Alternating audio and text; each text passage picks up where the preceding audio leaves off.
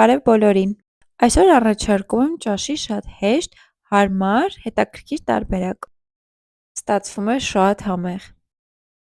Նախապատրաստում ենք բանջարեղենը։ Սոխ սխտորից հուզվում ենք, օգտագործել եմ պղպեղների միայն կեսը։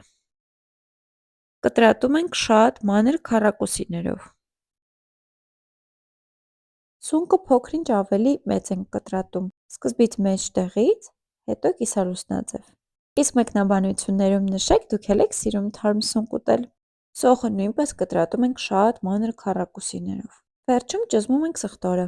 Տապակի մեջ առատ բուսայուղ ենք անում, ավելացնում ենք սոխը, սխտորը, խառնում ենք, թողնում 1 րոպե և ավելացնում բանջարեղենները։ Համեմում ենք սիրված համեմունքներով, խառնում և թողնում մի քանի րոպե։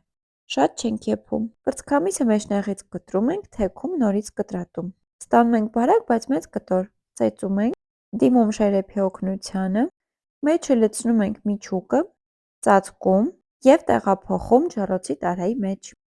Վրան քսում ենք բանջարեղեններից մնացած հյութը։ Եփում ենք ջեռոցում մոտ 20 րոպե և պատրաստ է։ Կարող եք մատուցել աղցանով։ Կտրատում ենք և վայելում բարյախորժակ։